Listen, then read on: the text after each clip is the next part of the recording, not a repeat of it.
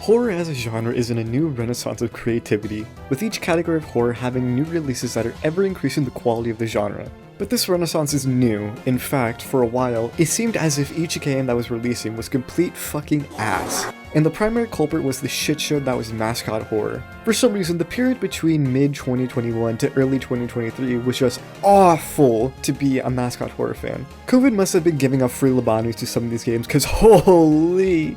Of course, game development is extremely difficult. It takes weeks of constant work to produce even the most bare-bones basic level of gameplay.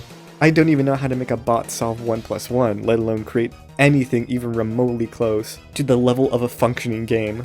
But these games were not fucking good, and many of the flaws that some of the larger games had plagued many of the new and up-and-coming horror games as they used these top sellers for inspiration and as a basis of how to create a successful game. These issues range from boring and uninspired environments, uninteresting characters and villains, and gameplay that consists of boring puzzles and a chase scene or two. Along with this is the inherent kid-friendly nature of Mascot Horror as a genre, causing many content farms to gather views from children wanting to look at their favorite Mascot Horror icon eat fucking ramen or whatever the fuck.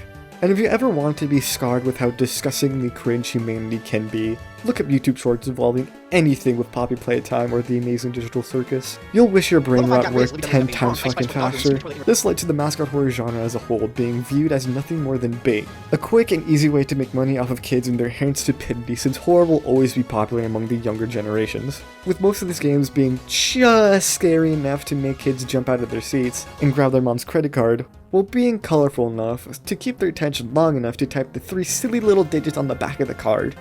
But then, shit changed, and these games actually started to look pretty fucking good.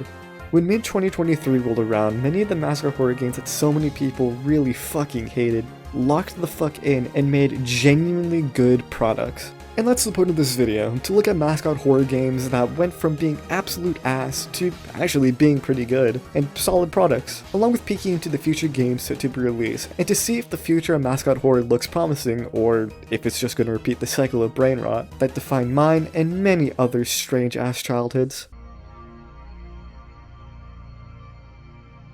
The origins of Mascot Horror can be traced back pretty easily to the advent of creepypasta. Much of the big and most well-known games from the early days of the internet didn't really contain a central and main villain or antagonist. Games such as Resident Evil, Silent Hill, and Amnesia, just to name a few, didn't really contain an icon for their series. While characters such as Pyramid Head were extremely popular as characters within Silent Hill 2, he was never the face of Silent Hill. Therefore, much of the younger audiences of horror games never really had a character to connect to. In comes creepypastas. Creepypastas originate from the very early days of the internet. Copypasta was essentially a very early and primitive form of memes, with copypasta being a block of text of a quote, joke, or phrase/saying that someone could just send by simply copying and pasting it to others. Think of, I'll have you know I graduated at the top of my class in Navy SEALs and shit. And due to the ease of which these memes can be shared, again, all you simply had to do was just copy and paste, copypastas allowed for basically an infinite number of troll and scam posts to arise, but by far the most used subgroup or genre of copypasta were those relating to horror, such as chain messages. These chain messages followed a very simple structure, where if you don't share this to 10 people, you'll die. The fuck? These horror-based copypastas or creepypastas started out with mini-stories such as Bloody Mary or Cassie's Story. However, most horror before the internet were government regulated and couldn't exceed past a certain level of gruesomeness. But the internet is the Wild West. Real gore and death could easily be found with just a Google search or two. Hell, most of what people fear about the dark web, such as gore or torture, could easily be found on Reddit or Instagram. Of course, don't look up gore or the like, it doesn't make you look cool or whatever, you just look like a fucking freak. But anyways, with this newfound freedom, many people were able to create horror stories, utilizing new routes of untapped horror due to the regulations placed on contemporary horror not applying to them. Big names such as Jeff the Killer or Smile Dog were making waves among horror story enjoyers, and games such as Sonic XCX, Ben Drown, or Herobrine for Minecraft captured the gaming side of creepypastas.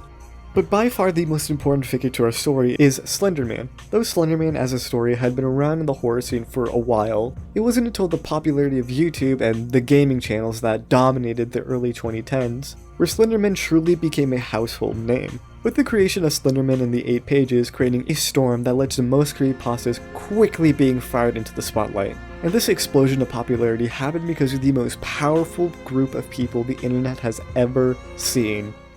Kids. Kids love horror, primarily due to the fact that they want to break taboos without seeing stuff that they might not enjoy. And these horror stories were perfect for the young population of YouTube gaming, where most horror games weren't able to truly capture this audience before Slenderman and the 8 Pages. This is because these games were too gruesome, too gory, and too scary, along with not having a character that kids can really attach to. And this is where creepypastas truly shined. They were scary enough to break taboos without scaring away these kids. They had an easily consumable format of relatively quick text to read, and most importantly, they had a character that kids could very easily attach to. This allowed for creepypastas to blow up and create a very large market, ready to be taken to the extreme. And though these creepypastas were extremely popular due to the fact that they were text-based horror, making them very easily consumable, YouTube, and more importantly gaming, is where most of the audience resided.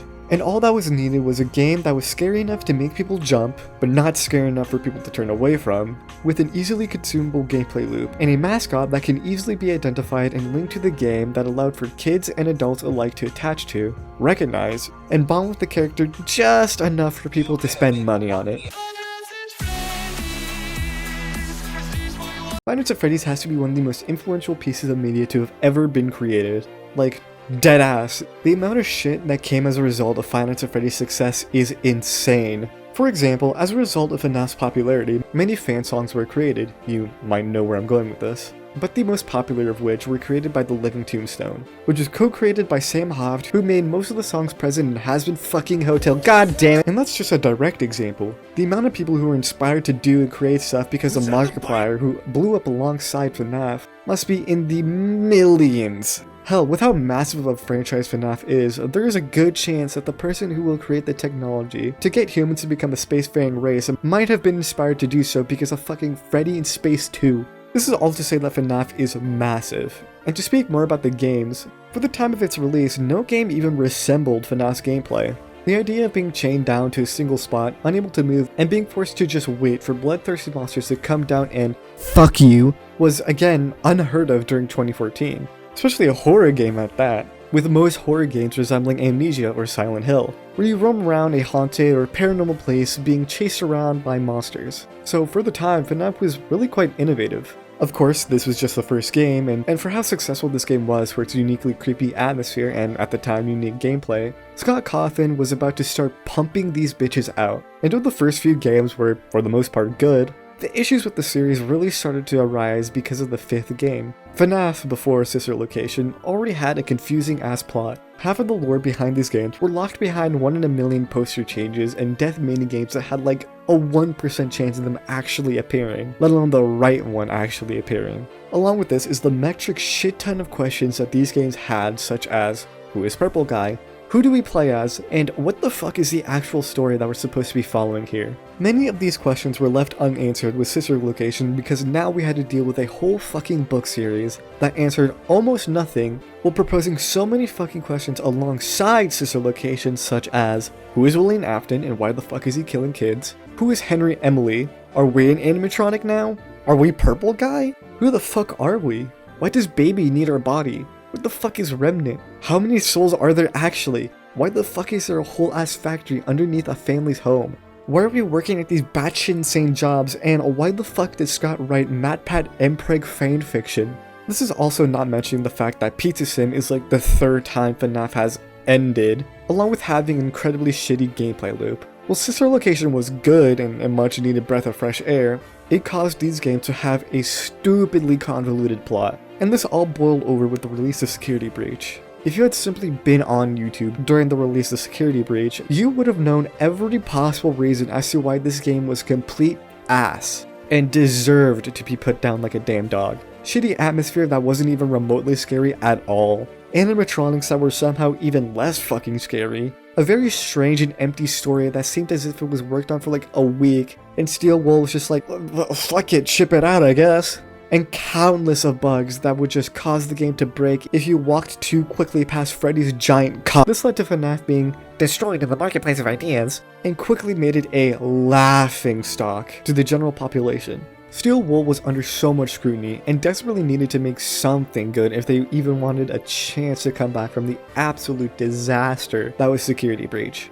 And they did. FNAF Ruin completely changed the public's perception of FNAF Security Breach almost entirely. Ruin had its flaws, of course, but compared to Security Breach, it was damn near flawless. Although the gameplay loop of going around and fixing these node things was kinda boring, almost everything else was fantastic. The atmosphere of the Pixaplex in the original game completely contrasted the scary vibe that any horror game wants to go for. Along with the game being a semi-open world, it caused the Pixaplex to feel less creepy and more as a big empty mall with some crackheads inside. Ruin fixes this by making the game very linear with a few branching pathways, and making the Pixaplex look actually run down, even though at most Ruin takes place like a year or two after Security Breach, so it doesn't make too much sense as to why this place looks like it's older than fucking Congress, but whatever. This change in scenery allows the player to actually be creeped out by the Pixaplex. When the Pixaplex was functional, it ruined the horror aspect of the atmosphere, since 99% of the time you were walking around a kinda big mall with giant flashing neon lights around. But the ruined Pixaplex makes the player see things that may not be there. It makes us watch our backs to see if anything is following us and heightened our awareness so jumpscares are even more scary. With the Pixaplex now being both linear and actually scary, it allows for actual tension building to take place, with moving bins and foreign sounds to us. Another major positive is character designs. They look fucking awesome. These new designs are straight up better horror monsters than Security Breach's kid-friendly mascots. And lastly, the story isn't bad. It's simple but effective. You go to an abandoned mall thing where you're trying to find your missing friend. You get trapped down there and have to find a way out while also hacking this virus that's taken over the Pixaplex. You go through hell and back, but when you finally find your friend, it turns out it was an animatronic that tricked you into removing the security virus that was keeping it down there. And your friend that you tried to save betrays you and sends you falling to your fucking death, holy shit. And these improvements, though simple, were what saved Steel Wool from being hated by the majority of the fans. It's sparking new interest into the franchise. And with Hell Wanted being released and Into the Pit being announced and looking absolutely incredible, FNAF is actually steering into a positive direction. With the game series being in such shambles for a long time, and is now in a new stride of bangers, this is the best time to be a FNAF fan. And even though the lore is still way too fucking convoluted, all we can do is wait and hope that it only gets better from here. If FNAF started Mascot Horror, then Poppy Playtime was like the goddamn war general leading the army that was mediocre horror games. Although Poppy Playtime wasn't ever really bad, many of the issues and themes within Poppy Playtime carry over to most of Mascot Horror since it's pretty much the pioneer for the genre. For example, every Mascot Horror game to be released within the past few years takes place in some toy factory, orphanage, or some kind of kid hospitality place, and follows in the footsteps of the United States prison system and requires the most inhumane, disgusting, and vile human experiments to operate, for some reason. Even though this is a fucking toy factory, why the fuck are you trying to make the perfect toy? And why the fuck does that require sacrificing Mr. Smith, like, the fuck? But the issues with Poppy Playtime doesn't end at its themes and the lore surrounding it. Instead, the gameplay loop of Poppy Playtime is complete ass. There's no sugarcoating it. The gameplay revolving around the first and second chapters are getting some new hand thing, testing it out, go do some puzzles, and get chased around by a big scary monster. And look, the chase scenes in these games are incredible. They are the peak of these games and are the most memorable parts for a reason. But when every game that releases after Poppy Playtime only serves as time wasters for the shitty chasing at the end, it gets very fucking annoying. And this isn't Poppy Playtime's fault. Their chases are really good and people will look at what is successful and try to base their product around it. But where Poppy Playtime is at fault is how dogshit their puzzles are. To me, puzzles in horror games should supplement the tension that's already being built. You can't possibly be constantly building tension in a horror game. It is a game after all, you need something fun to do before the scary parts. So puzzles allow for game devs to have a break between building tension since they can have this artificial tension that is fun and also scares the player too. Cool. The problem with Poppy Playtime is that this is the goddamn tension builder. Throughout chapter 1, the puzzles are what's building the tension, but because there's no threat present, it doesn't do anything but create this very boring ass gameplay until the final chase scene with a blue bitch over here. And in chapter 2, it doesn't get much better. First off, Mommy Longlegs is a dog shit antagonist. She is not very intimidating until the end of the game, and her very kid-friendly appearance influenced much of the antagonists in Mascot Horror, causing most of the genre to adopt very goofy and not scary at all character designs. Along with this is how little of a role she actually plays throughout the game. While Huggy Wuggy didn't do shit until the end, it was for the most part excusable because the game as a whole is pretty much just a glorified tech demo, while Mommy Longlegs is an actual character in an actual game. And though Elsie Lovelock gave an amazing performance as Mommy, she doesn't save the fact that Mommy does fuck all throughout the game. Remember when I mentioned tension building? Well, the most effective way to build tension is with a recurring antagonist who threatens the player just enough to get the blood pumping and to make them hyper aware. Mommy doesn't do that. While the puzzles are great in this game, they should be the supplements to the main course, which is Mommy and her threat to you. But instead of following you around, trapping you, putting you in bad situations and such, all she does is give you a clue to move forward and fucks off. This way of making an antagonist is dog shit. And yet many Mascot Horror games use this exact same principle for their characters, which isn't good. Now, it is virtually impossible to talk about Poppy Playtime without mentioning the grotesque YouTube short situation that Poppy Playtime and many other similar IPs, such as The Amazing Digital Circus, have experienced. And I specifically mentioned YouTube shorts since this type of content fucking plagues the vast majority of the content in the kids side of YouTube shorts. Due to Poppy Playtime's very bright, colorful, and kid-friendly designs, it creates this perfect cesspool for content farms that target kids who create some of the most dogshit, cancerous, and degenerate videos on the platform. And since these content farms only care about viewer retention and getting as many clicks as possible to essentially farm money, they use Poppy Playtime as a way to propel sexual content and very inappropriate themes to engage children with. And since it's basically impossible for Poppy Playtime to take down the thousands of channels like this, the best plan of action that they have taken is to simply ignore it, which makes sense, but still, this needs to be addressed to YouTube. But I highly doubt it'll ever get fixed since it just farms ad revenue. Then again, this shit is better than whatever the fuck is going on with the insane fetish shit that the Amazing Digital Circus has to deal with, so I guess Poppy Playtime's got something going for it in that regard. This and all the other issues that I have mentioned have made people dismiss Poppy Playtime as nothing more than something for kids, and should not get any praise because of it,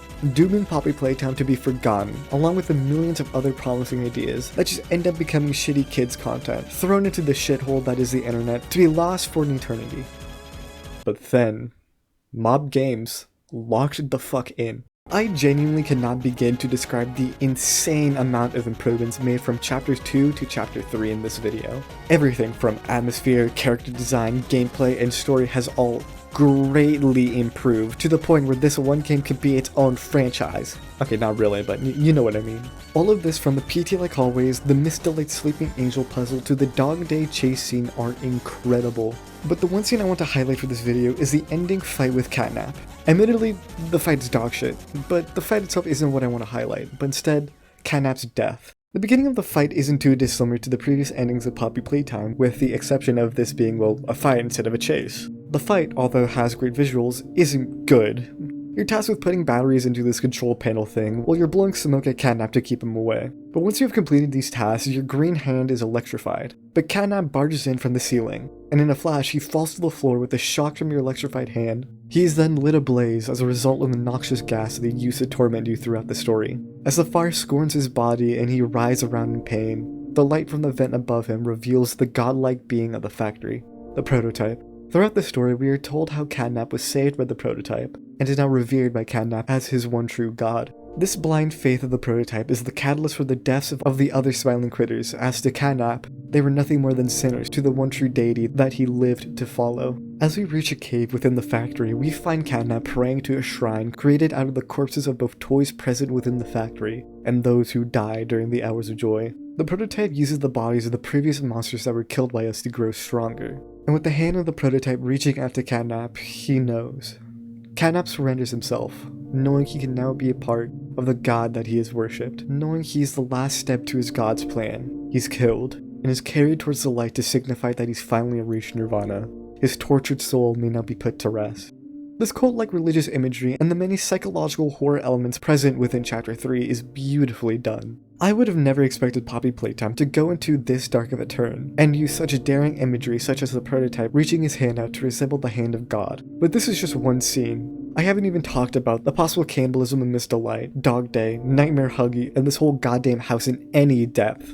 This is to say that Chapter 3 changed everything with Poppy Playtime as a franchise, and in the best way possible as well. I have only scratched the surface of the insane amount of improvements Poppy Playtime has made, but to simplify it all, Poppy Playtime Chapter 3 not only saved the franchise of Poppy Playtime, but might have possibly been the start of a whole new revolution of mascot horror. With the introduction of some of the best games that Mascot Horror has to offer being released, the next question to ask is Mascot Horror finally good now? No. Not at all. Okay, to be fair, most of the current Mascot Horror games being released were in development way before Poppy Playtime Chapter 3 was even teased, let alone released. But with Poppy Playtime being the primary innovator for the genre, once the current in-development games get released, many of the new Mascot Horror games will hopefully follow in the footsteps of Poppy Playtime. But with the new 2D FNAF game being released sort of soon, and the wait for Poppy Playtime Chapter 4 to be teased/announced ever growing, we don't have to wait too long for the sweet nectar of Scott Cawthon's fucking disgusting creation to hopefully bless us with a really fucking good game. However, Mascot Horror still has a lot of stinkers, and I do want to talk about them in depth, such as Garna Banban, along with Poppy Playtime as a whole in much more depth, with the incredible amount of changes present from chapters 1 to 3 as I stated before. But overall, the future of Mascot Horror seems very bright, as long as more game devs base their games around Poppy Playtime Chapter 3, and less with the brain rot that is Garna Banban. But with content farm channels having almost fully transitioned to Poppy Playtime content once again, instead of Garna Banban, Chapter 3 will be in the cultural conscious for a while, even if that's through this cancerous fucking content. So we got that going for us as we wait for any info for Chapter 4 to be released. And holy fuck, there's already fucking fetish shit. Oh my fucking god.